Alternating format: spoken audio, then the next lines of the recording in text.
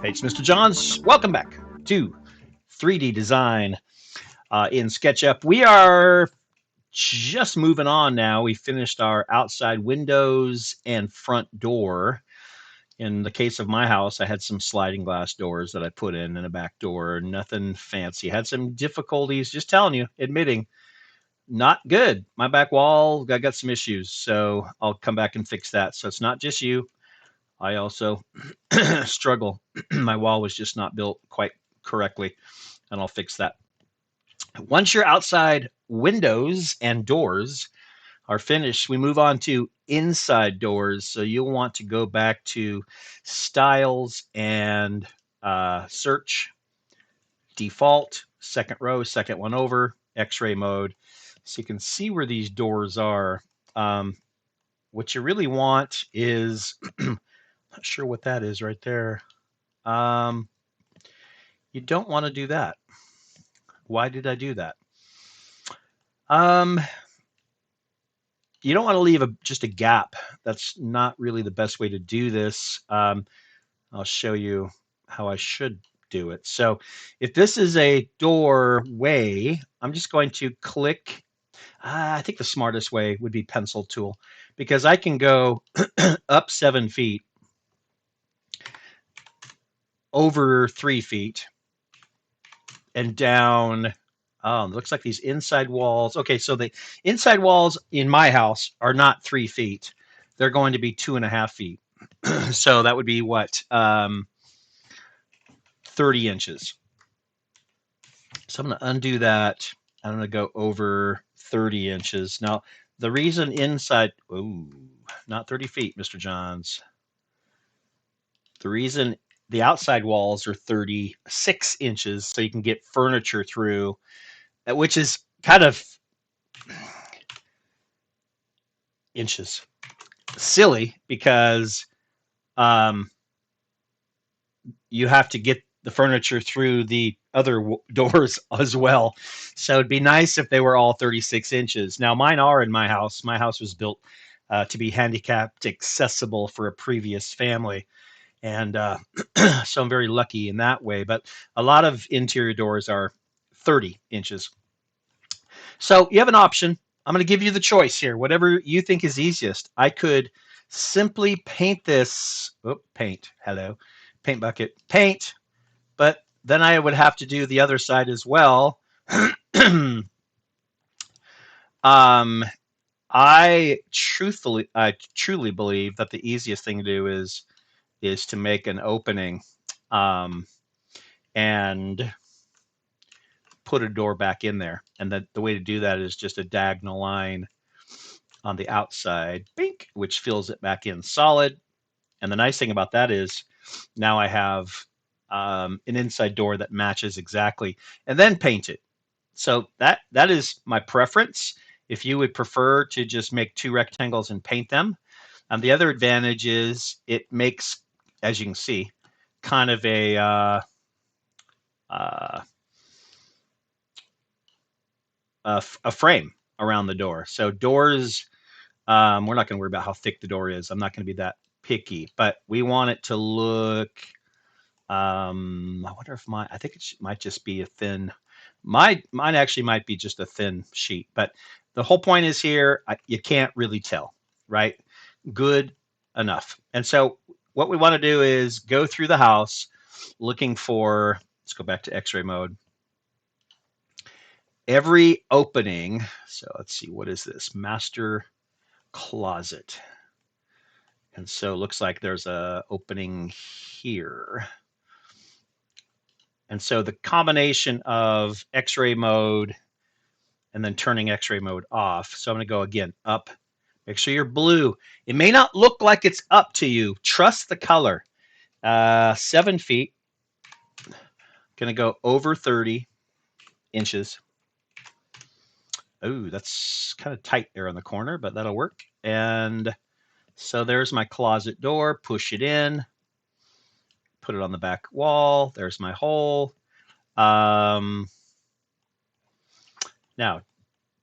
do I really, really need a door into a closet? No, not really.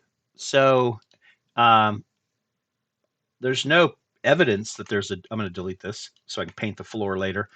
Uh, I'm going to leave that open. There are that's the bathroom. Bathroom. So oh, that's a shower. Okay, let me think this through. Where exactly am I? This is the master bedroom, so there should be a door here. As you come through here, there has to be a door here. So that goes into the closet. So they're also this door doesn't actually have to be there. Really, it can just be an opening. So the only places you have to have a door, bedrooms and bathroom. That's it. Okay, so those are the requirements for privacy. So you need to create doors 7 feet, enter, 30 inches, enter. So you can see my process here. I'm just going around and then pushing, selecting, and pushing the opening out. And this is just an entrance to the closet as well. So I don't need a door there. That is totally up to you. But and that door was unnecessary. I mean, toilet's here and you can't get to it. So that's interesting. Let me take a look at what this looks like. It does look like there's a door to, or at least an opening. I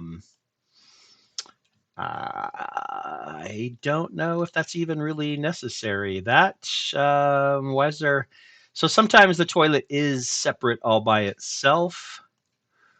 You can do several things here, but I'm going to go ahead and do it. I'm going to do a door.